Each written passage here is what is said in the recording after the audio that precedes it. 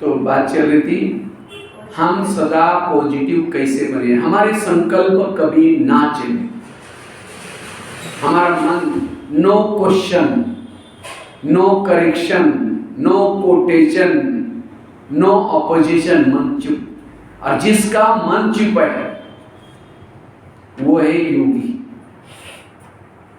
वो है आत्मानुभूति कर सकता है, उसको सच्चा सुख मिल सकता है, वो बिंदु स्थिति की अनुभूति, बीजरूप स्थिति की अनुभूति कर सकता है, वो कर्म योगी बन सकता है। रात को सोया है तो भी इसका योग लगेगा। इसलिए वर्तमान समय हमारे सारी समस्याओं का जड़ है निगेटिविटी। इसीलिए बाबा को इतना विस्तार से ज्ञान सुनाना पड़ा, कर्मों का, गुह्य गति का ज्ञान, ड्रामा का ज्ञान, जो अच्छा ज्ञान। और जितना आपका मन चुप रहेगा उतनी आपकी अशरीरी स्थिति, विदेही स्थिति, कर्माती स्थिति बनेगी, फरिश्ता स्थिति बनेगी। फरिश्ता अर्थात लाइट, हल्का। नहीं तो आज हम पवित्र हैं तो भी निगेटिव सोच रहे हैं, हमारी ऊर्जा वेस्ट जा रही है। तो इसलिए संकल्पों को बचाने के लिए सबसे पहली बात है कर्मों के गुह्य गति को समझना। आज कभी कभी हमारे संकल्प क्यों चलते हैं, हम कभी कहते हैं कि मैं इसके रास्ते में कभी जाती नहीं, मैंने इसका बुरा कुछ किया नहीं, फिर भी ये मेरे साथ ऐसी क्यों करती। टाली कभी एक हाथ से टाली गिर कितना चाहिए। अगर कोई व्यक्ति मेरे साथ उल्टा सुल्टा करता है इसका मतलब मैंने भी कभी किया था। एक ड्रामा की बहुत बड़ी सीक्रेट बात आपको सुनाता हूं। आपके घर में जितने भी लोग हैं, कोई आपको देने के लिए, कोई आपसे, और जिन्होंने इस लेने देने की गहराई को समझ लिया उनका मन चुप रहेगा। आज कोई बच्चा आपके घर में आया है, आपकी सास है, आपका पति है, आपके पड़ोसी है, ये सब पिछले जन्मों के हिसाब को चुप्त करने वाले लोग हैं। कोई आपको देने के लिए, कोई आपसे, और जिनको ये लेने देने की बातों को जब भूल जाते हैं तब ना चाहते भी क्वेश्चन आते हैं, ये क्यों करता है, इसने मेरे साथ क्यों किया। और जब योग में बैठेंगे, लाल लाइट चल रहा है, गीत बज रहा है, योग नहीं लगेगा, वही बातें याद आएंगी। जहां बुद्धि के ऊपर प्रभाव है, मन के ऊपर प्रभाव है, वही संकल्प चलते हैं। फिर हम कहते हैं योग लगता है। अगर योग नहीं लग रहा है तो इसको मतलब आपने कर्म गति को समझा ही नहीं। जिसको कर्मों का ज्ञान है, चलते चलते किसी ने गाली दी, वो क्या सोचेगा, अच्छा इनका भी बहुत दिन का बाकी था, पूरा हो गया। संकल्प नहीं चलेंगे। और जो पॉजिटिव है वही दुआएं दे सकता है, वही क्षमा कर सकता है, वो दया कर सकता है, वो आपकारी पर भी उपकार कर सकता है, वो सहनशील बन सकता है। इसलिए कहा सहन शक्ति बड़ी बहन है, बाकी शक्ति उसकी छोटी बहन है। इसलिए संकल्प शक्ति को बचाने के लिए कर्म गति को याद रखने की जरूरत है। कर्मों से संसार चलता है, कर्मों से सब कुछ होता है। इसलिए भजन है ना, किसके झोले में कांटे तो किसके झोले में फूल। कोई कारण होगा रे, कोई कारण होगा, बांटने वाला के कोई कारण होगा। एक माता जी थी, उसको अपने 2 जुड़वे बच्चे थे। तो एक दिन वो बच्चों को नीला करके पालने में सुलाया था। तो बच्चे खेलते खेलते एक दूसरे के तरफ मुंह हो गया। तो एक बच्चा दूसरे बच्चे को कहता है तुम इस घर में क्यों आए। तो वो बच्चा कहता है मैं 1.5 किलो तेल लेने के लिए आया हूं। तो दूसरा कहता है तुम क्यों आया। कहता मैं 3 तोला सोना देने के लिए आया। एक आया था तेल लेने के लिए और दूसरा आया था देने के लिए। क्योंकि अंतिम समय जब शरीर छूटता है, शरीर छूटते समय जो आत्मा को जो चीज याद आती है वहां जन्म होता है। हो सकता है पड़ोसी ने तेल लेके गई होगी लेकिन लेके नहीं दिया, वापिस नहीं दिया, इसीलिए अंतिम समय क्या याद आया उसको, उसने मुझे तेल नहीं दिया और उसके लिए तेल लेने के लिए खास जन्म लेना पड़ा। और दूसरा क्यों आया था, उसने हो सकता है सोना लिया होगा लेकिन वापिस नहीं दिया, इसीलिए वही संकल्प चला, इसलिए जन्म लिया था सोना देने के लिए। इसीलिए बाबा कहते हैं ना, बच्चे किसी को दुख नहीं दो, अगर दुख देंगे तो दुखी होकर के मरेंगे। आज कई सास अपने बहू को इतनी परेशान करते हैं, तंग करते हैं, कई बार तो केरोसिन डाल के जला भी लेती हैं, तो बहू अगले जन्म में फिर आजकल कई ये होता है ना, आजकल और खास तो इधर ज्यादा चलता है वो, आजकल दुनिया में बच्चा है या बच्ची है, आजकल परीक्षण करते हैं उसका। अगर बच्ची है तो उसको क्या करते हैं, दहेज देना पड़ेगा, ये करना पड़ेगा, इसलिए क्या करते हैं, उसको गर्भपात करके उसको फेंक देते हैं। और उसमें कौन कौन मिला है, उसके पापा जी मिला है, मम्मी मिली है, नर्स मिली है, डॉक्टर मिले हैं, वो चारों मिलकर के क्या करें। अब वो बच्ची का तो छोटा सा ऑर्गन है, अब वो आत्मा तो है लेकिन करे क्या, तो वो फिर क्या करते हैं, उसको कचरे में डालते हैं, कुत्ते खाएंगे, ये खाएंगे, लेकिन आत्मा तो मरी नहीं। वही आत्मा इन चारों पांचों का मर्डर करते हैं अगले जन्म में। ये है बुरी गति। इसलिए यहाँ जो कुछ संसार में ये चल रहे हैं, ये सब हर व्यक्ति के कर्मों का परिणाम। और अब तो सभी को अपने हिसाब चुकता करके वापिस जाना है। इस 2022 के बाद हिसाब बहुत बढ़ेंगे अभी, प्रकृति के हिसाब। आज इस प्रकृति ने हमें कितना अच्छा शरीर दिया, कितना अच्छा भोजन देती है। कलयुग में भी इतना अच्छा भोजन दे रहे हैं, इतना अच्छा शरीर दे रहे हैं, तो सतयुग में कितना अच्छा शरीर मिला होगा, कितना अच्छा भोजन दिया होगा। ये प्रकृति क्यों दे रहे हैं हमें, इसीलिए देते हैं। लेकिन हमने क्या क्या प्रकृति का दुरुपयोग किया, मुख का दुरुपयोग किया, आंखों का दुरुपयोग किया, कानों का। इसलिए प्रकृति को गुस्सा आया है, मैंने इसको इतना अच्छा भोजन दिया, इतना अच्छा शरीर दिया, इतना, और मेरा दुरुपयोग किया, मैं भी इसको दिखाऊंगी। इसलिए बीमारी के रूप में, प्रॉब्लम के रूप में, आंधी तूफान में, गर्मी के रूप में ये प्रॉब्लम्स आते हैं। इतना ही नहीं, लोगों के साथ भी हिसाब किताब हमारे बने। कभी हमने राजा बनकर के किसी को राजा से निकाल दिया है, किसी ने आकर के मंत्री ने बताया कि ये इसने हमारे साथ ऐसा ऐसा किया, राजा ने न सोचते हुए उसको फांसी दे दी, तो उसको कैसा लगा होगा, अरे मैंने तो इसके साथ कुछ किया था, मैं भी इसको दिखाऊंगा। तो ये आज विभिन्न प्रकार के रूप में आते हैं और हिसाब किताब लेते हैं। तब कभी कभी हमारे लगता है मैं इसके रास्ते में कभी गया नहीं, मैंने इसका बुरा कुछ किया नहीं, फिर भी ये मेरे साथ क्यों करता है। इस संसार में बिना कारण कुछ भी नहीं होता। एक न्यूटन का सिद्धांत है, एक्शन टू रिएक्शन, जैसी क्रिया वैसी। इसलिए अब हमें हिसाब किताब को चुकता करना है। तो ऐसे समय पर तनाव आने की संभावना है, नेगेटिव सोच होने की संभावना है, लेकिन तो भी अपने मन को चुप रखना है। ये आत्मा तुम्हारे कर्मों का हिसाब है, तुम चुप रहो, मन को चुप रखो। नहीं तो जब अगर हम डिस्टर्ब हो जाएंगे, योग भी नहीं लगेगा, संबंध भी बिगड़ जाएंगे, टेंशन भी बढ़ जाएगा। इसीलिए हिसाब किताब को चुप तो करना है। इसीलिए कर्म गति को याद रखना।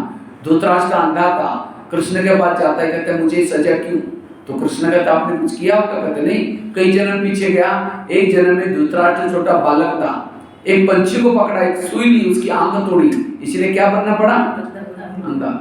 भीष्म पितामह बाणों के छाया पर पड़े थे, तो कृष्ण के पास, कृष्ण उनके मिलने के लिए आए थे, तो कहा कि भगवान मुझे सजा क्यों, कहा कि आपने कुछ किया होगा, कहते नहीं, कई जन्म पीछे गया। एक जन्म में धृतराष्ट्र भीष्म पितामह राजा थे और कहीं जा रहे थे, एक सांप रास्ता क्रॉस कर रहा था, उसको लगा मर न जाए, रथ को रोका, उसके बाद तीर थे, सांप को उठाया, बाजू में फेंका, कहा गिर गया, उन्हें देखा, बबूल के कांटे के ऊपर गिरा।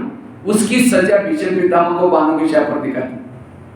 इसलिए आज कोई काला बना है, कोई गोरा बना हुआ है, कोई हार्ट में प्रॉब्लम है, किसी के हाथ में प्रॉब्लम है, ये सब कर्मों का हिसाब। इसलिए लोगों से नहीं डरना, भगवान से नहीं डरना, अगर डरना है तो अपने गलत कर्मों से जरूर डरना है। इसलिए कभी भी बाबा कहते हैं विवेक को दबा करके काम नहीं करो। हिसाब चुकता करने के 3 तरीके, एक है योग लगा करके चुकता करो। ये योग क्यों लगाना हमें, हमने प्रकृति के साथ हिसाब किताब बनाया, लोगों के साथ हिसाब किताब बनाया, जितना योग लगाते वो कम हो जाते हैं। दूसरा है सहन करके चुप करना। समझो किसी ने मुझे बोल दिया, डांट लिया, मैंने अपने मन को चुप रखा, नहीं मेरा हिसाब चुप हो गया, थैंक यू बाबा, हिसाब चुप हो गया। अगर उसने मुझे डांटा, मैंने भी उसको सहन नहीं किया, डांट लेगा, हिसाब और बढ़ गए। सहन करने से चुप होते। अगर सहन भी नहीं करेंगे, योग भी नहीं लगेंगे, तीसरा है धर्मराज की सजा है। ये विनाश के समय धर्मराज की पूरी क्या है? हमने जो प्रकृति के साथ, लोगों के साथ हिसाब किताब के, वो चुप हो जाते हैं उसमें।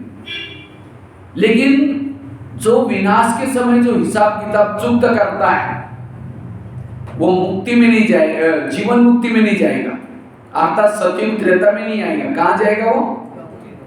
मुक्ति में जाएगा, अर्थात द्वापर कलयुग में जाएगा। और जो सहन करके हिसाब चुप करता है, वो जीवन मुक्ति में तो जाएगा, लेकिन सतयुग में नहीं जाएगा। कहां जाएगा? त्रेता में चला जाएगा। और जो योग करके जो हिसाब चुप करता है, वो कहां जाता है?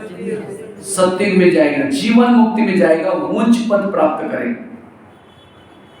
इसीलिए बाबा कहते हैं योग से हिसाब चुप करो।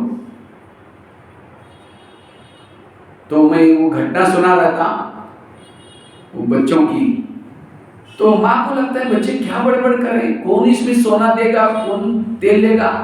तो दोनों बच्चों को पाव किलो तेल लगा करके मिला करके सुलाया। उसमें से एक बच्चा मर गया। कौन मर गया? जिसको तेल लेने का हिसाब था वो चला गया। फिर कहते अच्छा दूसरा क्या करेगा? सोना देगा। तो उसको लगता है अच्छा ये भी मर जाएगा। नहीं नहीं नहीं, मुझे कुछ ऐसी वासना हो गई, ऐसी कोई नहीं है। वो भूलने की कोशिश की। वो बच्चा बहुत होशियार था, स्कूल में पढ़ाई कर रहा था, तो उसका बोर्ड में फर्स्ट नंबर आया। तो वहां का एक राजा था। राजा को लगता है बच्चा पढ़ाई में इतना होशियार है और रहता है झोपड़पट्टी में, गरीब का है, क्यों ना इस बच्चे का हम सम्मान करें। उसको क्या क्या दरबार में बुलाया, और दरबार में बुला करके उसको क्या क्या एक माला पहनाई और एक ताज पहना दिया। ताज के अंदर 3 सोने के पत्ते लगाए और एक किताब दिया उसका सम्मान के खातिर। तो उस बच्चे को इतना खुशी होगी, मेरे माँ के कारण सम्मान हुआ। माँ मेरी गरीबी होते हुए भी कितना मेहनत करके पढ़ाती है। उसको लगता है अगर माँ को ये दिखाऊंगा तो माँ कितनी खुश हो जाएगी। तो बच्चा वो हार पहन करके, ताज पहन करके, वो किताब लेकर के दौड़ दौड़ करके घर के तरफ जाता है। वो झोपड़ी थी और एक चौखट में किला लगाया था उस बांधने के हिसाब से। तो बच्चों को इतनी खुशी थी, कब मम्मी को दिखाओ, इस भाव से खुशी से दौड़ रहा था। वो घर के पास जाता है, झुकना भूल गया, सीधा दौड़ा, वो कील उसके सिर में धंस गई और वहीं गिर गया। जोर से कहता है माँ। तो माँ ने कहा बेटा क्या हुआ? माँ घर से बाहर से आई, अंदर से आई बाहर, तो देखा तो बच्चा गिर गया। देखा वो हिलाया तो उठ ही नहीं रहा है। देखा ताज पहना हुआ है, हार पहना हुआ है, ताज गिरा हुआ है, किताब गिरा हुआ है। ताज जब उठाया तो 3 सोने के पत्ते उसके अंदर मिले। तब उसको बचपन की बात याद आई। उसने क्या बोला था? 3 तोला सोना देने की है।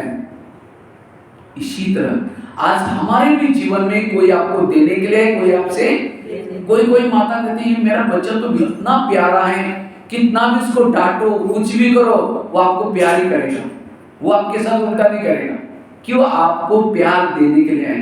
और कोई बच्चों को कितना भी प्यार करो, कुछ भी करो, तो भी उल्टा ही करेगा, क्योंकि वो आपसे लेने के लिए। और जिन्होंने लेने देने को समझ लिया, विपरीत परिस्थिति में मन चुप रहेगा। इसीलिए कर्म गति को समझना है। कौन आपको देने के लिए वो देगा, कौन आपसे लेने के लिए वो लेगा। और लेना देना पूरा हो गया, हिसाब चुकता हो जाते, फिर हमारे संबंध खत्म हो जाते। इसीलिए संकल्प को बचाने के लिए इस हुई गति को समझना। आज कई कहते हम ओम शांति में जाते, ब्रह्मा कुमारी में जाते, तो भी हमारे जीवन में प्रॉब्लम क्यों? ओम शांति में कब से आ रहे हैं? कब से आ रहे हैं? इसे 2-4 साल से, 10-12 साल से आ रहे हैं। पिछले जन्म में थे ओम शांति में, और उस समय जो गलत कर्म क्या चुमंतर हो गया। अगर ओम शांति में आने के बाद भी आपके जीवन में प्रॉब्लम है, समस्या है, ये पिछले जन्मों का मेरा हिसाब है। इसलिए कभी भी बाबा के प्रति निगेटिव भावना कम नहीं करो। अब देखो गुलजार दादी को कितना साल हॉस्पिटल में रहना पड़ा, बाबा का रथ। तो भी इतना ही नहीं, ब्रह्मा बाबा भी बाबा का रथ थे, तो भी बाबा को खांसी आती थी। कभी कभी बाबा, ब्रह्मा बाबा शिव बाबा से बात करते थे, बाबा मेरी खांसी ठीक करो ना। तो शिव बाबा क्या बोलता था, देखो मैं पतितों को पावन बनाने के लिए आया हूँ, तुम्हारी खांसी ठीक करने के लिए नहीं आया हूँ। तुम्हारे घर में रहता हूँ, तुम्हारा कुछ किराया दे दूंगा एक्स्ट्रा, बाकी तुम्हारे अपना हिसाब तुमको ही चुकता करना पड़ेगा। देखो हिसाब किताब ने दादियों को नहीं छोड़ा, बाबा को नहीं छोड़ा, तो हम कौन सी खेत की मूली। इसलिए कभी भी बाबा के ऊपर हिसाब कम नहीं करना, ये नहीं करना, भावना कम नहीं करना है। इसलिए कर्म गति को समझना है, और कभी भी हमें कांटे नहीं बोना। कांटे बो करके देख लेना कि क्या परिणाम होता है। ये श्रीमत है श्रेष्ठ कर्मों के बीच। एक बहन ने मुझे अनुभव सुनाया था, 40 वर्षों से ज्ञान में चल रही थी वो, 40 वर्षों से ज्ञान में चल रही थी, तो अचानक उसके पेट में दर्द होने लगा। तो ग्लोबल में लेके गए उसको। जब ग्लोबल में लेके गए, उसको अचानक चेकिंग किया तो पता चला कुछ इमरजेंसी केस है। कहा कि डॉक्टर ने कहा कि आपको ऑपरेशन करना पड़ेगा तुरंत। तो उसको तुरंत क्या किया, हॉस्पिटल में वो ऑपरेशन थिएटर में लेके गए। जब तक डॉक्टर तैयारी कर रहे थे, वो बेड पर सोई थी, तो उस बेड पर लेटे लेटे बाबा से बात करते, बाबा मैं तो आपके यज्ञ में 40 साल से समर्पित हूँ, बचपन से ज्ञान में चलती हूँ, मुझे कौन से कर्मों का आप हिसाब दे रहे हैं। ऐसे करके बाबा से बातें करते करते वो ट्रांस में चली गई। जब ट्रांस में गई, बाबा ने इसको बुलाया, तुम पूछ रहे थे मुझे कौन से कर्मों का हिसाब किताब दे रहे हैं, चलो मैं दिखाता हूँ। बाबा ने इसको पिछले जन्म में लेके गए, और पिछले जन्म में वो भाई था।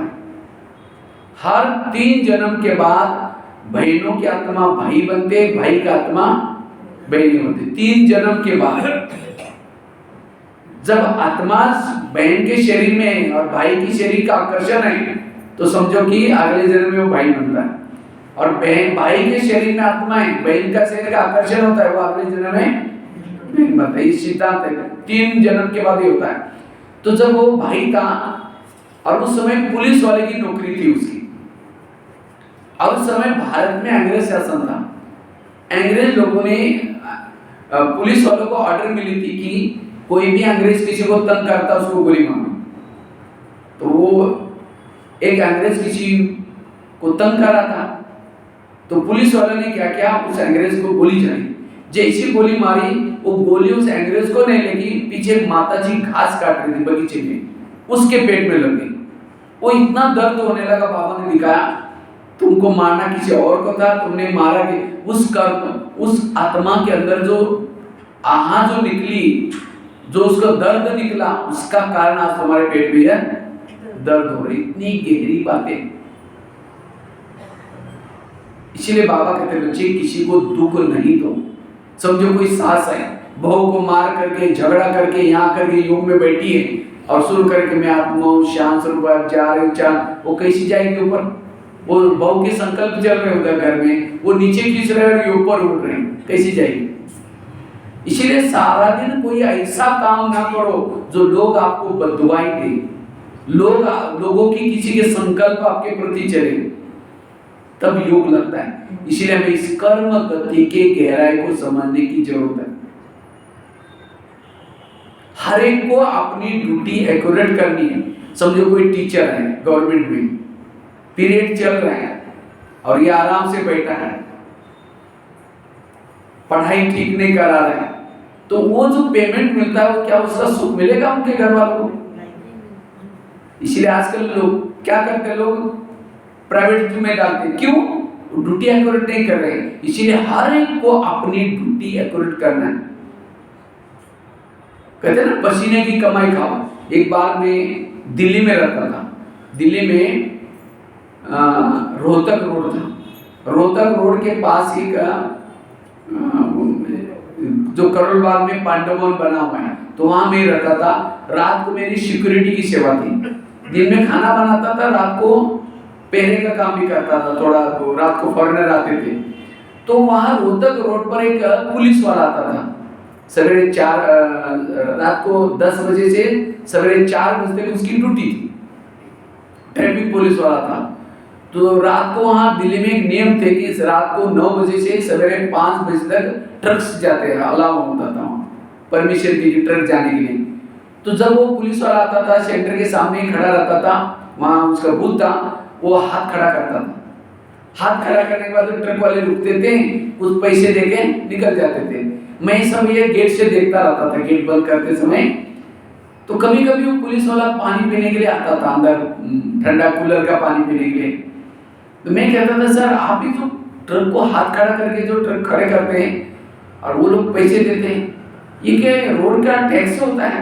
कहते हैं टैक्स नहीं है। तो हमने कहा फिर वो पैसे क्यों देते हैं? कहते हैं वो मुसीबत में होते हैं, उनको जल्दी जाना होता है ना, उनको कहते हैं साइड पर लगाओ, ओवरलोड है, फिर वो तुम्हारे कागज पत्र लगाओ, गुमराह कर लेते हैं, फिर वो उसको लगता है कि पैसा दो और यहाँ से भागो, नहीं तो फिर सारा दिन वहीं रुकना पड़ेगा, फिर सारा दिन एंट्री नहीं है, इसीलिए पैसा लेके निकल। हमने कहा सर वो पैसा आप गवर्नमेंट में जमा करते हैं? कहता है गवर्नमेंट में नहीं जमा करते हैं, आधा हमारा बॉस है यहाँ, उसको दे देता हूँ, आधा अपने पास रखता हूँ। हमने कहा सर ये ठीक नहीं है, अगर आप ही ऐसा करेंगे तो अरे सर कहता है आजकल छोटे से लेकर के सारे अधिकारी ऐसे करते हैं। कभी कभी मैं कहता था कभी हमारे सेंटर पे भी आओ ना, अभी दुनिया बदलने वाले, सत्युग आने वाला है, स्वर्ग आने वाला। कहता हमारे लिए स्वर्ग यही है जहाँ धन बहुत है, जहाँ गाड़ी है, एसी है, सब कुछ है, हमारे पास क्या कमी है? हम स्वर्ग से भी ऊंचे स्थान पर हैं। तो कभी कभी ऐसे बातें दोस्ती हो गई थी, इसलिए सब खुले खुले बातें करते थे। जब भी आता था कहता था देखो मैं आपको सूटकेस दिखाता हूँ, खाली सूटकेस लाया, सवेरे में भर के लेके जाऊंगा। एक दिन जब वो पुलिस वाला आया, उनके चेहरे पर उदासी थी, तो मैंने उसको पूछा सर आज क्या बात है, उदास लग रहे हैं? कहता है बड़ी घटना हो गई। हमने कहा क्या हुआ? कहता है मेरा एक ही बेटा था, एक ही बेटा था, मैंने उसको पैसे से तोला, हर चीज उसकी इच्छा पूर्ण की, और IIT में एडमिशन नहीं मिल रहा था तो भी मैंने डोनेशन भर करके, पैसा भर करके एडमिशन दिया। लेकिन आज मुझे उसके कॉलेज से खबर आई आपका बेटा 8 दिन से गायब है। तो मैंने उसके दोस्तों को फोन करके पता किया, दोस्तों ने कहा कि 8 दिन पहले उसने कुछ लव मैरिज करके वहां से भाग गए। और फिर मैंने सोचा मैं जा करके क्या समस्या है देखने की कोशिश करता हूँ। तो मैं ATM में गया था, बैंक में पैसा निकालने के लिए, देखा कि ATM पूरा खाली, क्योंकि बेटे को भी नंबर पता था, वो उसको भी जो भी पैसा है निकालता था, उसने सारा पैसा भी गायब कर दिया। इसीलिए मुझे दुख है, उसने लव मैरिज किया उसका दुख नहीं, मेरा सारा पैसा उसने, मैंने कहा सर कमाया था कैसा? ऐसा हाथ करके कमाया, ऐसा ही चला गया। ये है, इसीलिए कहते हैं पचे। तो इसीलिए बाबा कहते बच्चे ये कर्मों की इतनी खुई गति है, इसीलिए कर्म गति को समझना। तो कर्मों की खुई गति का ज्ञान न होने के कारण कभी कभी कोई विपरीत व्यवहार करता है, कभी कुछ हमारा अपमान करता है, कोई रिस्पेक्ट नहीं देता, तो न चाहते हमारे संकल्प क्या करते हैं, चलते। तो संकल्प को बचाने के लिए कर्म गति को समझना बहुत जरूरी। कई को लगता है भगवान हमें दुख देता है, भगवान किसी को दुख मिलता है हर एक के कर्मों से। एक बहुत सुंदर घटना, पता नहीं मैंने कहीं पढ़ा था, बड़ा मुझे अच्छी लगी। एक मुंबई में एक छोटे बच्ची की घटना है। मुंबई में एक छोटा बच्चा रहता था मम्मी के साथ, और उसके पापा जी नहीं थे, भाई नहीं थे, कोई बहनें नहीं थी, वो गरीबी थी, झोपड़पट्टी में रहते थे। वो मम्मी मजदूरी का काम करती है। तो एक दिन वो बच्चा क्या करता, मम्मी के साथ जा रहा मजदूरी का काम करने के लिए। तो बच्चे ने क्या देखा, एक गुब्बारे वाला गुब्बारे बेच रहा था। तो बच्चा दौड़ करके क्या करता है, गुब्बारे लेने के लिए अच्छा लगा। तो 4 लाइन की हाईवे था, माँ को लगा इसको कुछ हो ना जाए, तो माँ उस बच्चे को पकड़ने के लिए दौड़ी। जैसी दौड़ी एक कार जोर से आई और माँ उसके अंदर खत्म हो गई, एक्सीडेंट हो गया उसका। जब बच्चे ने पीछे मुड़ करके देखा तो मम्मी भी गई, ऊपर देख करके कहता है भगवान आप कितने निर्दय है, मेरे पापा को तो पहले लेके गए और मेरे अपनी मम्मी को भी लेके गए, आप कितने निर्दय हैं, और मुझे गरीब बनाया, मेरे को कोई दोस्ती भी नहीं मेरे से करता, मेरे को रहने का भी प्रॉब्लम है, खाने का भी प्रॉब्लम है, अभी कोई मेरे रिश्तेदारी नहीं है, ऐसा करके भगवान के ऊपर बहुत उल्टा सुल्टा कुछ ये करता है, दोष देता है। 4 दिन वो घर से बाहर आए ही नहीं, रुट गया। अब रुटने से भगवान थोड़ी वापिस मम्मी को भेजेगा। तो 4 दिन के बाद जब बाहर आया तो किसी ने कहा बेटा अब तुम्हारा कोई नहीं है, तुम हमारे पास आओ। उसका चाय का दुकान है, कहता तुम दुकान में काम करो, तुम्हारे खाने का प्रबंध करेंगे। लेकिन वो दुकान वाला थोड़ा गुस्से वाला था, तो एक दिन उस बच्चे से गिलास टूट गया, इतना गुस्सा किया उसके ऊपर। तो बच्चा कहता है भगवान मैं जहां भी जाता हूं मुझे दुखी मिलता है, भगवान के ऊपर आरोप लगाता है। एक दिन वो आ रहा था दुकान से, तो किसी ने कहा ये झोपड़पट्टी की जगह हमारी है, तुम्हारी मम्मी के खातिर तुमको दी थी, अब मम्मी गई तुम खाली कर यहाँ से। अब वो रहने का भी प्रॉब्लम आ गया, आखिर टेंशन में आ गया, शराब पीना शुरू कर दिया। आखिर उसने शादी की, वो पत्नी आई, वो भी झगड़ा हुआ। आखिर उसने खुद का एक दुकान चालू किया चाय का। तो एक दिन वो बच्चा चाय बेच रहा था, इतने में 10-12 लोग आए, चाय मांगी, चाय दिया, वो जाने लगे। तो बच्चा कहता है हमारा चाय का पैसा दो। जैसा पैसा मांगा वो 10-12 लोगों ने इतनी पिटाई की उस बच्चे की, बेहोश करके सामान बिगाड़ करके चले गए। उस बच्चे को होश आया देरी से, जब देखा मुझे इतना पिटाई किया, बदन दर्द हो रहे हैं, मेरा सामान भी ऊपर देख करके कहता है भगवान ये मेरे साथ क्या हो रहा है, आप कितना मुझे दुखी बनाया, आप कितना मुझे दुख दे रहे हैं। ऐसा करके उसके भगवान के ऊपर आखिर उसको लगता है पत्नी तो थोड़ा सहयोग देगी, इसलिए क्या करता है घर में चला गया जैसे कि वैसा। तो पत्नी को कहा कि मेरे साथ ऐसा ऐसा हुआ। पत्नी और झगड़ा करते, तुमने कुछ बोला होगा, तुमने कुछ किया होगा करके उसके साथ झगड़ा करते हैं। आखिर वो क्या करता, सो रहा था, सोते समय खिड़की खुली थी, तो खिड़की से ऊपर चंद्रमा के तरफ देखते हुए कहता है भगवान ये सब मेरे साथ क्या हो रहा है, आप कितना मुझे दुख दे रहे हैं। ऐसे करते करते उसकी नींद लग गई। रात को 3-4 बजे खिड़की से आवाज आने लगा, बेटा उठो, बेटा उठो। तो बच्चा कहता कौन है आप? कहता मैं तुम्हारा पिताजी हूँ। कहता मेरा पिताजी? वो तो पहले मरा हुआ है। नहीं मैं तुम्हारे आत्मा का पिता परमात्मा हूँ। कहते अच्छा भगवान मैं आपसे बातें नहीं करूंगा, आपने मुझे कितना दुख दिया। तो आवाज आता है बेटा मैंने कुछ नहीं दुख दिया, ये सब तुम्हारे कर्मों का परिणाम है, चलो मैं तुम्हारा पिछला जन्म दिखाता हूँ। उस बच्चे का हाथ पकड़ करके भगवान ने एक महल के पास लेके गए। तो बच्चा कहता है भगवान आप मुझे पिछला जन्म दिखाने वाले थे, ये महल के पास कहाँ लाया, चलो मैं दिखाता हूँ। जैसे लेके गए, अंदर जब एंट्री की, कुछ सिपाही कैदियों को चाबुक से मार रहे थे। तो बच्चा पूछता है भगवान इनको क्यों मार रहे हैं? कहते हैं इनके राजा ने इनको पकड़ करके मारने के लिए ऑर्डर किए। कहते हैं राजा को कोई दया माई नहीं आती। कहता है राजा तो ऐसा ही है, लेकिन भगवान ने कहा वो कैदी कौन है पता है? जिस 10-12 लोगों ने तुम्हारी पिटाई की थी उनका पिछला जन्म। फिर कहता मारना चाहिए, बड़े खराब थे, अभी भी मेरा बदन दर्द हो रहा है, इतना पिटाई किया था उन्होंने। जैसे आगे गए, एक राजा बैठा था, मंत्री बैठे थे, मदिरा पी रहे थे, बच्चे से ग्लास मंगवाए थे। बच्चा थोड़ा देरी से आया, राजा उसको डांटता है, वो बच्चा घबरा गया, ग्लास और टूट गया और वो डांटता है। तो बच्चा पूछता है भगवान ये छोटे बच्चे को क्यों डांटा जा रहा है? कहता राजा का स्वभाव ही ऐसा है। लेकिन ये बच्चा कौन है पता है? जिस चाय वाले ने तुमको डांटा था उसका पिछला जन्म है। फिर कहता डांटना चाहिए, बड़ा खराब था। जैसे आगे गए, एक अंडरग्राउंड में एक व्यक्ति बैठा था जिसके हाथ पांव में बेड़ियां डाली है, कपड़े फटे हैं, उसके सामने सड़ा हुआ खाना डाला है। तो बच्चा पूछता है भगवान ये कौन है? कहता राजा का बड़ा भाई है। कहता आपने बड़े भाई के साथ ऐसे व्यवहार? ये राजा बनने वाला था, कायदे मुफीक बड़ा भाई, लेकिन खुर्ची के चक्कर में इसने क्या किया, उसको देशद्रोही बनाया। देशद्रोही बना करके उसको अंडरग्राउंड में रखा है और खुद राजा बन करके बैठा है। लेकिन भगवान ने कहा ये कौन है पता है? तुम्हारे पत्नी का पिछला जन्म है। इसका मतलब राजा कौन था? वो बच्चा। हाँ, वो बच्चा कौन था पिछले जन्म में? राजा बनकर के उसने कैदियों को मरवाया। वही कैदी बनकर के चाय पानी पीने के बहाने आए और अपना हिसाब ले लिया। और उस बच्चे को डांटा था, वही बच्चा चाय वाला बन के आया, अपना हिसाब लिया। और पत्नी वो भाई के साथ ऐसा व्यवहार किया, वही भाई पत्नी के रूप में आया और वो झगड़ा चलता था। इतना ही नहीं, भगवान ने कहा तुमने राजा बन करके अनेक झोपड़ियों को आग लगवाई थी, इसीलिए तुम्हें रहने का मकान नहीं है। अनेक बच्चों को मरवाया था और इसीलिए तुम्हारे कोई भाई बहन कोई नहीं है। तो उस बच्चे के जीवन में जो प्रॉब्लम आए, क्या भगवान ने दिया प्रॉब्लम? उसके कर्मों से। इसलिए आज हमारे लिए क्यों घटना सुनाई? आज किसी को बेटा कोई बच्चा जन्म लिया है, गलत संगत में जा रहा है, पैसा लुटा रहा है, माँ बाप ने पैसा इकट्ठा किया, होटल नहीं देखा और वो बच्चे में टेंशन। वो बच्चा कौन है? पिछले जन्मों का आपका कोई हिसाब। और इसका ज्ञान की कमी के कारण हम कहते हैं मेरे साथ ऐसा क्यों करता है, इसने मेरे साथ ऐसा।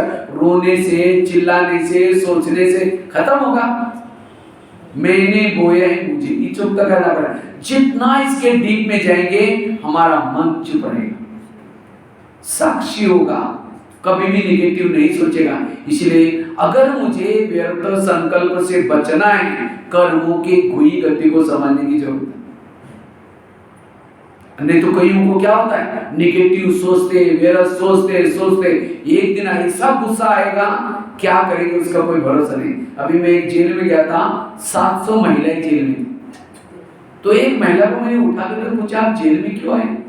कहते मैं कॉलेज की प्रिंसिपल हूँ। हमने कहा कॉलेज की प्रिंसिपल, आपने क्या किया? कहते मैं बहुत, उसने अपनी पूरी लाइफ स्टोरी बताई। मैं बहुत गरीबी में जन्म लिया और जैसे वैसे मैंने खुद के पांव पर खड़े होकर के पढ़ाई की। और जब मैं पढ़ाई की, मुझे लेक्चरर की नौकरी लगी। जब लेक्चरर बन गए, मेरी शादी हो गई। जो शादी हो गई, बच्चे होते गए, तो और भी मैंने मेहनत की, लगन से संस्था ने मेरी मेहनत देखकर मुझे प्रिंसिपल बनाया। जब प्रिंसिपल बन गया, उसको लगा कि मेरे अच्छे दिन आ गए, तो उन्होंने क्या किया, एक गाड़ी ली अच्छी सी, फिर एक बड़ा सा मकान बनाया, फिर बच्चे भी बड़े हो गए, उनकी भी शादी की, बहू आ गई। लेकिन कहा कि बहू जो आई थी ज्यादा पढ़ी लिखी थी, वो खाना पीना बनाना नहीं जानती थी। उसको लगा कि तो 1 महीना हुआ, 8 दिन हो गए आई है, बनाएगी, सीखेगी। महीना हुआ, 2 महीना हुआ, 6 महीना हुआ, साल हुआ, 2 साल हुआ, वो कुछ नहीं करती। अब धीरे धीरे मैडम को टेंशन शुरू हो गया। एक दिन उस मैडम के कॉलेज में कुछ मीटिंग थी। अब मैडम थोड़ी देरी से आई, उसको लगा बहू ने कुछ तो किया होगा।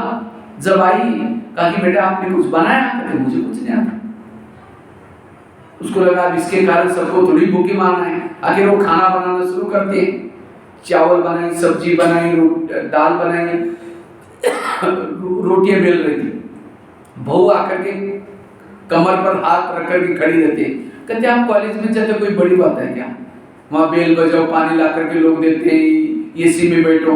एक तो खाना नहीं बनाया और दोबारा ऐसे शब्द यूज किया। इतना दिन का उसको नेगेटिव टेंशन था, वही स्टील का बेलन गुस्से से जोर से फेंक के मारा, बहू के सिर में लगे, बहू खत्म।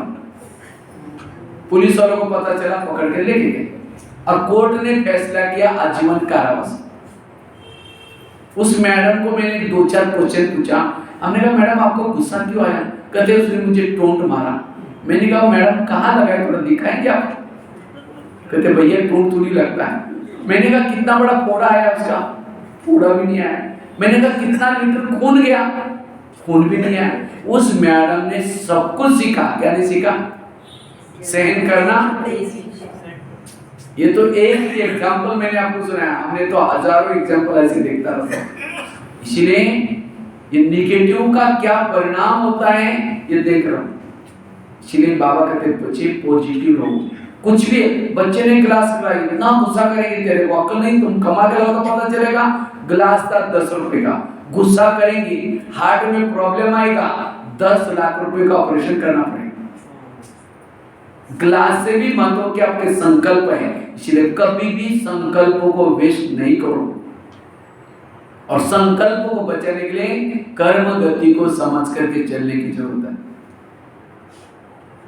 जितना इस कर्म गति को समझ करके चलेंगे, मन चुप रहेगा, कभी भी निगेटिव नहीं चल। कहीं कहते इस दुनिया में बहुत अन्याय हो रहा है अन्याय।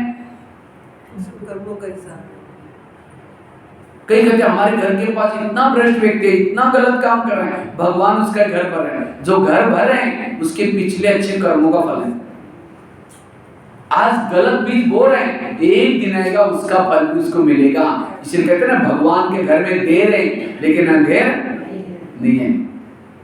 इसलिए किसी को भी देख करके हमें कभी भी गलत कर्मों के बीज नहीं बोना है। इसलिए बाबा कहते श्रीमत प्रमाण चलो। कर्मों से संबंधी मिलते हैं, कर्मों से सब कुछ होता है। अभी मैं जेल में गया था, वहां एक बहुत सुंदर घटना सुनाई थी। अगर इस घटना को आप याद करेंगे, कई कहते हैं समझो कोई बहू आई, सास उसको तंग कर रहे, परेशान कर रहे, अब बहू को योग लगेगा, अब योग में बैठेगी उसको सास ही दिखाई पड़ेगी, जो तंग करे वही दिखाई पड़ेगी। अगर सास और बहू का पिछला जन्म दिखाई जाए तो आज जो बहू है पिछले जन्म की सास थी, और जो सास है अभी जो तंग करे उस समय वो कौन थी? इसीलिए कहते हैं ना सास भी कभी बहू थी। 4 बजे उठ करके उसके कमर में लात मारती थी, वो गेहूं पीसने के लिए। पहले जमाने में वो चक्की चलाते थे, गीत गाते हुए 4 बजे उठाती थी। और अब थोड़ी बोलती तो अभी थोड़ी सत्संग में जाने के लिए रोकते तो। इसलिए जिन्होंने इस बात को समझ लिया वो कभी भी संकल्प निगेटिव नहीं चलेंगे। एक आगरा में पति पत्नी रहते थे, गरीब थे, झोपड़पट्टी में रहते थे। उनके पास एक मेहमान आया, वैसा वो मेहमान दिल्ली में आया था खरीदारी के लिए। लेकिन जब दिल्ली में आया था दुकान बंद थे, उसको लगता है बैठे बैठे मैं क्या करूं, मैंने आगरा गया नहीं, देखा नहीं, चलो जाता हूँ। आगरा देखा, लेकिन रात को उसको सोने का प्रॉब्लम हो गया। जिस होटल में जाते थे, जहाँ भी जाते थे, सब कहते थे हमारे होटल बुक है। अब उसको लगता है रात को कहाँ सो जाओ, अगर कहीं बस स्टैंड पर सो जाओ क्या चोरी हो जाएगी, स्टेशन पर सो जाओ तो भी चोरी हो जाएगी। अचानक उसको याद आता है मेरी गरीब पति पत्नी, चलो उनके पास जाता हूँ। रिक्शा करके क्या खाना खाया, बातें की, सब कुछ की। सोने से पहले उसने अपनी बैग खोली, कपड़े चेंज करने थे, तो गरीब की पत्नी की नजर बैग में गई। देखा इसके पास 50 के, 100 के, 500 के बहुत सारे बंडल है। उसको लगता है 2-4 बंडल हमको मिल जाएंगे तो हमारी गरीबी। तो रात भर नींद नहीं आई, 12 बजे बाहर गई, बड़ा सा पत्थर लाती, वो बैग तो सिरा नहीं थी, सीधा वो पत्थर उसके सिर में मार दिया। उसका तो मर्डर हो गया। पति की नींद खुली, पति कहता ये क्या हो गया? कहता अब हमारी गरीबी दूर होगी, कहीं बात किसी को पता चलेगा, पुलिस वालों को पता चलेगा, जेल के सर कहते किसी को पता ही नहीं चले देंगे। इस व्यापारी को आप जमुना नदी में डालते हैं। रात को 2 बजे इस मुर्दे को बोरे में डाला, पीछे डाल के वापिस आए। घर में आए, खून लगा था दीवार पर, रातों रात साफ लिख कर दिया। उनको लगा किसी को पता न चले। उन्होंने खून के दाग तो मिटाए हैं, लेकिन कर्मों में पड़े हुए दाग को कोई मिटा। इसलिए भजन है ना, कर्म का लेका मिटे न रे भाई, लाख करे कोई चतुर है। उन्होंने उसी पैसे से एक प्लॉट लिया, मकान बनाया, दुकान खोला, गहने बनाए, गाड़ी खरीदी, उनकी गरीबी तो रुक गई। लेकिन उनको कोई बच्चे नहीं थे, दोनों ही थे। कुछ साल के बाद एक बच्चा हो गया, एक ही था, खिलाया पिलाया, कलेक्टर बनना जितना पढ़ाया, लेकिन अचानक उसको टाइफाइड हो गया। उनको लगता है बच्चे को कुछ ना हो जाए, बड़े से हॉस्पिटल में इलाज किया, बहुत खर्चा हुआ, गहने बेचे, बच्चे का इलाज किया तो भी बच्चा ठीक नहीं हुआ। गाड़ी बनाई थी, ली थी, उसको भी बेच दिया। आखिर उन्होंने दुकान भी चालू किया तो उसको भी बंद किया। उनको लगता है बच्चा कलेक्टर बनेगा, सब कुछ दोबारा लेंगे। लास्ट में मकान भी बेचा, झोपड़पट्टी में चले गए। तो एक दिन वो बच्चा कहता है पापा जी अपने जो मिला तो पैसा खत्म हो गया, मैं चाह रहा, बच्चा मर गया। तो बच्चा कौन था? वही व्यापारी। ये क्यों सुनाया? आज हमारा कोई बच्चा है, हमारा पति है, हमारा पड़ोसी है, हमारा कोई, ये सब हमारे ही कोई कर्मों का हिस्सा है। इसलिए जो इस कर्म गति को समझता है कभी भी इसके निगेटिव विचार नहीं चलेंगे, तो कभी भी तनाव टेंशन पैदा नहीं होगा। तनाव आएगा तो रात को चैन की नींद नहीं आएगी। ये 3 प्रकार का स्वास्थ्य है, एक मन का स्वास्थ्य, दूसरा तन का स्वास्थ्य, चौथा सामाजिक स्वास्थ्य। जिसका मन का स्वास्थ्य बिगड़ा उसका तन का भी बिगड़ा, सामाजिक स्वास्थ्य भी बिगड़ा। इसलिए मन को स्वस्थ रखना है, इसलिए पॉजिटिव चिंतन, समर्थ विचार। इसलिए बाबा ने अभी मुरली चलाए, बच्चे व्यर्थों से मुक्त समर्थ बनो, व्यर्थ की लीकेज को बंद करो।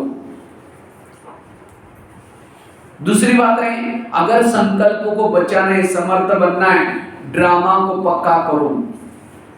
आप लोगों को अपना अपना ड्रामा पसंद है? हाँ? या कई कहते क्या बाबा मेरा अपना ड्रामा बनाया, मेरा पति भी ठीक नहीं है, पड़ोसी भी झगड़ा करती है, बच्चे भी ठीक नहीं है, मेरा शरीर भी बीमार रहता है, अगले 5000 साल के बाद मेरा लास्ट का जन्म, बहुत पति अच्छा दे देना, सास अच्छी दे देना, शेरी भी अच्छा देना, ताकि हम अच्छा पुरुषार्थ करेंगे। तो किसको किसको ड्रामा बदलने बात करा करो, सबको पसंद है। अच्छा, जिनको पसंद है बात करा करो, जिनको ड्रामा पसंद है। इतना सा हाथ है, मतलब कुछ गड़बड़ है। अगर पसंद होता तो दोनों भी हाथ ऐसे होने चाहिए, हाँ? क्यों? क्योंकि अभी मैं मधुबन में वापसी जाने वाला, अभी लास्ट का टर्न है बाबा का 28 तारीख का। तो मैं जाऊंगा, बाबा को कि बाबा मैं गया था फाजिल का, तो वहाँ क्लास कराई थी, कुछ लोगों ने ड्रामा चेंज करने के लिए हाथ खड़ा किया था। तो ये कहेंगे बाबा मिल के इस ड्रामा में तो बहुत अच्छा हुआ। हाँ बाबा मिल के इस ड्रामा के हाँ, क्योंकि ड्रामा बाबा डायरेक्टर हैं। अगर बाबा को आपको पसंद नहीं है, हो सकता है बदल देगा, लेकिन याद रखना अगर ड्रामा बदल देंगे तो ये जो ड्रामा बना है वो भी बदल जाएगा। वो भी बदल जाएगा। बाबा मिल के इसलिए ड्रामा को पसंद करो। अब दूसरी बार पूछ के देखो, दो हाथ खड़ी करें। अभी पूछ के देखो, दो हाथ खड़ी करें। हाँ, क्योंकि ड्रामा को अगर बदल देंगे, ड्रामा कल्याण। वैसे तो हम 3 बाप के बच्चे, बाप हमारे कितने हैं? एक साकारी बाप, आकारी बाप, निराकारी बाप। और लेकिन माँ कितने हैं? हमारे 5 माँ हैं। माँ कितने हैं? ब्रह्मा, मम्मा, लौकिक माँ, धरती माँ, ड्रामा। 5 माँ के बच्चे रो कैसे सकते, दुखी कैसे हो सकते? लेकिन हम इन माँ को भूल जाते हैं। और सबसे महत्व की माँ है ड्रामा। इस माँ के, कोई भी माँ के गोद में जाओ, आपके आंसू पोंछ देंगे। इसलिए कभी भी ड्रामा को नहीं भूलो। माँ तो माँ होती है, कोई जानवर की माँ भी बच्चे का बुरा नहीं करती है, तो परमात्मा आत्माओं की माँ है, वो कैसे बुरा करेगी? ड्रामा के पर्दे के पीछे कल्याण छिपा रहता है, इसलिए मन को चुप रखना। जैसे कोई भी माँ बच्चों को थप्पड़ मारते है तो बच्चा कहाँ जाता है? माँ के, बाबा के पास जाता है। माँ थप्पड़ मारते तो बाप के पास जाता है, क्या बोलता है? मम्मी ने मुझे थप्पड़ मारी, इतना ही बोलता है ना। ये थोड़ी बोलता है मम्मी ने मुझे थप्पड़ मारी, इस मम्मी को बाजार में बेच करके दूसरी लेकर, हाँ ऐसा बोलते हैं। लेकिन हमें जो ड्रामा में कोई थप्पड़ लगती है, कोई विघ्न आता है, जब योग में बैठे के बाबा कहेंगे बाबा ये ड्रामा को चेंज करो, मेरा इस चीज दोबारा नहीं आना चाहिए, वरना ड्रामा को बदल दो। तो बाबा क्या कहते हैं? तुमको यहाँ से जाना तो भले जाओ, मैं तुम्हारे कारण मेरी पत्नी को थोड़ी भगाऊं। बाबा की पत्नी है ड्रामा, क्रिएशन बोलता है ना, बाबा पत्नी है ड्रामा की है, बाबा की, और बाबा उसका पति है। दोनों के संगम से हम पैदा हुए, उसके बच्चे हो गए। बाबा कहते हैं मैं ड्रामा के इतने अधीन हूँ, जब तक वो मुझे नीचे नहीं बुलाते तब तक मैं, देखो बाबा भी उसके अधीन है, तो हमें भी, जैसे कोई माँ बच्चों को दवाई पिलाती है, बच्चे पिता नहीं, कड़वी है, तो माँ बार बार मुंह से चम्मच निकालता है, तो माँ क्या करती है? उसको दोनों हाथ पकड़ करके फिर भी चम्मच चूसेगी, और उसको तंग नहीं कर रहे हैं, उसका प्यार है। अगर कड़वी दवाई जाएगी, कई बीमारियां उसकी ठीक हो जाएगी। इसी तरह ड्रामा भी हमारे सामने ऐसी कोई कड़वी सिचुएशन लाती है, कोई विघ्न समस्या लाती है, हम पसंद नहीं करते ड्रामा, फिर भी उसको रिपीट करते हैं, क्योंकि उन कड़वी बातों के पीछे ही कल्याण है। अगर आपके जीवन में समस्या विघ्न ना होते, कोई ब्रह्मा कुमारी आपको बुलाती, माता जी थोड़ा आओ ना, कहते मैं जी हमारे घर में बड़ी शांति लेनी चाहिए तुम्हारे घर। उस पति का धन्यवाद, उस सास का धन्यवाद, तंग किया, परेशान किया, शांति ढूंढे ढूंढे इधर आ गए। इसलिए ड्रामा आज तक जो हुआ अच्छा था, अभी भी जो हो रहा है वो भी अच्छा, आगे होगा वो भी टोटल शास्त्रों का, ग्रंथों का सार, जो हुआ अच्छा हुआ, जो हो रहा अच्छा, जो होगा वो भी अच्छा। इसलिए दिमाग को बिल्कुल क्या करो? खाली रखो, कोई भी नेगेटिव संकल्प ना चलो। ये है शांति का अनुभव, ये है सुख का अनुभव, ये है आत्मानुभूति का ये। इसलिए ड्रामा को पसंद करो। मुझे लगता है 2017 में गुलजार दादी की हेल्थ थोड़ी खराब थी, तो भी जबरदस्ती दादी को स्टेज पर लाते थे, क्योंकि प्रोग्राम बना था, सारी पार्टियां आई थी, आती रहती।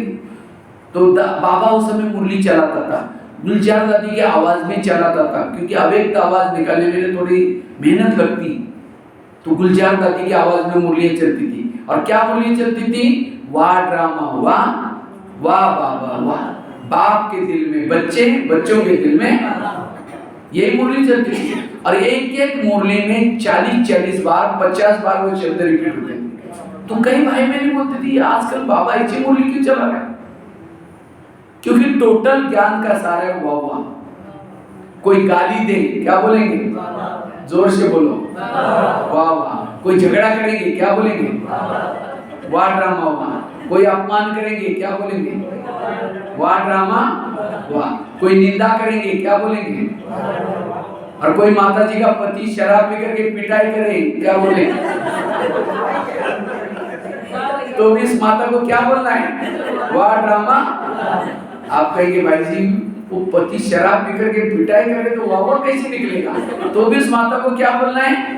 वाह वाह। क्यों वाह वाह बोलना है? क्योंकि इस माता के लिए पति तो बहुत मिले ना, सतयुग में मिला था, त्रेता में मिला था, द्वापर में भी कई मिले थे, अभी भी मिले।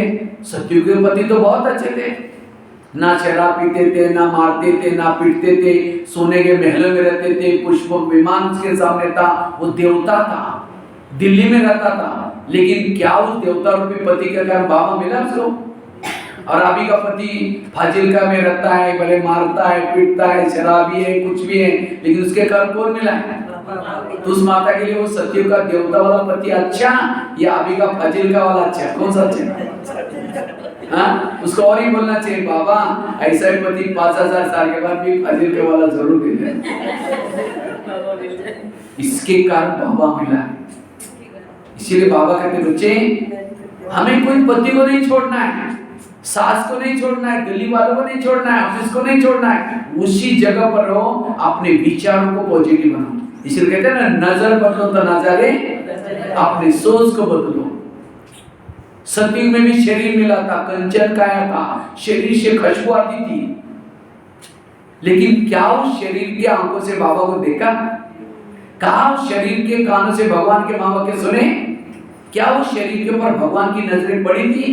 क्या उस शरीर के दिल के अंदर भगवान की धड़कनें रहती थी? वो शरीर के अंदर बाबा बाबा निकलता था? वो शरीर क्या काम का जिसने भगवान को न देखा हो, भगवान के महावाक्य न सुना हो, भगवान की नजरें ना पड़े हो, ये शरीर कैसा भी हो बाबा के लायक है। सतयुग में भी सास मिली थी, वो देवी थी, कुंज गली में रहती थी, लेकिन उस सास के कारण बाबा थोड़ी मिला है। और आपकी सास के कारण कौन मिला है? तो सतयुग की सास अच्छी है, अभी की अच्छी है, इसलिए वाह मेरी सास पॉजिटिव। सतयुग में भी बच्चे मिले थे, वो राजकुमार थे, कहना मानते थे, कभी झगड़ा नहीं करते थे, मोबाइल में नहीं देखते थे, लेकिन क्या उस बच्चों के कारण बाबा थोड़ी मिला है? और इन बच्चों के कारण बाबा मिला है। तो इसलिए बच्चे कैसी भी हो बाबा का पॉजिटिव रहो बस। सतयुग में भी पति मिला था, सतयुग, इसीलिए बाबा कहते हैं अपने विचारों को बदलो। और संगम युग में महान भाग्यशाली कौन है? जिनके जीवन में विघ्न ज्यादा, समस्या ज्यादा, प्रॉब्लम ज्यादा, वो ज्यादा भाग्यशाली। क्यों? सतयुग में पद ऊंचा ज्यादा ऊंचा होता है। कृष्ण के पास कुंती के सामने कृष्ण आता है, कुंती को कहता है तुम बहुत भक्ति की, तुम्हारी भक्ति का फल देने के लिए आया हूँ, क्या चाहिए बताओ, सोना चांदी जो भी मांगो तुम्हारी सारी इच्छाएं पूर्ण होगी। तो कुंती कहते मुझे सोना चांदी नहीं चाहिए, मुझे जीवन में समस्या ही चाहिए। तो कृष्ण कहते तुम क्या मांग रहे हैं? तथास्तु, तुम्हारी जो भी इच्छाएं पूर्ण हो जाए। फिर कहा कि तुमने समस्या क्यों मांगी? कहते समस्या होगी, आप सदा मेरे साथ में रहेंगे और आप मेरे साथ में रहेंगे, यही मेरा सौभाग्य है। तो जिसके जीवन में समस्या, प्रॉब्लम, कौन याद आएगा? बाबा याद आएगा। इसलिए कभी कभी बाबा बांदीली माताओं को याद करता है। बांदीली माताओं को ये उम्र से ज्यादा होता है। क्यों? जब पति तंग करता है, परेशान करता है, उसको कौन याद आता है? बाबा याद आता है। और जितना बाबा ज्यादा याद आए पद्मी ऊंचे। और जिन माताओं को पति तंग नहीं करता, बहुत प्यार करता है, उनका योग किसे लगा है? पति से। और जिसका योग पति से है उसका पद कुछ भी नहीं होगा। तो पति तंग करने वाला चाहिए, प्यार करने वाला चाहिए? इसीलिए बाबा कहते बच्चे कभी भी ये नहीं सोचो कि मुझे, इसलिए ये सब चीजें आपका पद ऊंचा है, जितने विघन जितना समस्या उतना पद ऊंचा है। आपका अभी भी पता कर सकते मेरा पद क्या है। अगर अपने जीवन में बहुत संघर्ष झेले, बहुत विघन को पार किए, आपका पद ऊंचा है। अगर आपको कोई विघन नहीं, समस्या नहीं, ऐसे चल रहे, सत्य में इतना ढीला ढाला पद होगा। इसलिए जितना जो बच्चा ज्यादा पेपर लेता है, कठिन पेपर लेता है, उतना उसको नौकरी भी। अगर माँ के सामने जाकर बच्चा कहता है मम्मी मुझे टीचर बहुत मारता है, बहुत पेपर कठिन है, अब मम्मी उसके ऊपर रैंक करेगी, छोड़ दो बेटा कोई बात नहीं, पेपर ही नहीं दे नौकरी भी। तो जब भी हमें कोई विघन आते हैं, बाबा के सामने जाकर रोते हैं, बाबा ये बंद करो ना, बाबा ये विघन क्यों आ रहा है। बाबा कहता है ठीक है बच्चे, विघ्नों को बोलता है आप नहीं आओ बस। अब पेपर ही नहीं दिया, पद भी पैसे मिलेगा। इसलिए पेपरों से कभी घबराना नहीं है। इसलिए ड्रामा को पसंद करो, वाह ड्रामा, वाह वाह वाह वाह वाह, तब आपका मन चुप रहेगा, कभी भी नेगेटिव संकल्प नहीं चलेंगे। व्यर्थों से बचने का ये आधार है। इसलिए ड्रामा को ढाल कहते हैं, इस ढाल को सदा साथ में रखो। तो कितनी बातें हो गई? 2 बातें हो गई। संकल्प को बचाने का मैं टॉपिक चला रहा हूं। हमें अपने संकल्प शक्ति को समर्थ कैसे रखना है, व्यर्थों से कैसे मुक्त बनना है, उसके लिए पहली बात कौन सी सुनाई? कर्म गति की गहराई को समझो। इसके लिए कितने सारे एग्जाम्पल आपको दिए। अगर इस एग्जाम्पल की गहराई में जाओ तब भी आपका मन चुप रहेगा। दूसरी बात बताई, ड्रामा को पसंद करो, वाह ड्रामा, वाह वाह वाह वाह वाह। ठीक है, यही पूरा करेंगे क्योंकि आप लोगों को खाना भी बनाना होता है। ठीक है, और भी बहुत सारी गहरी ऐसी बातें हैं जो कल क्लास के बाद फिर आगे का फिर और टॉपिक करेंगे। ठीक है, ओम शांति। तो सब हल्के हो गया अभी? सारा जो दिमाग में कचरा भरा था, सारा कचरा इसे साफ हो जाता है, इतना हम हल्के बन जाते हैं। इसलिए पॉजिटिव होना, हाँ सारी बातें पॉजिटिव बातें।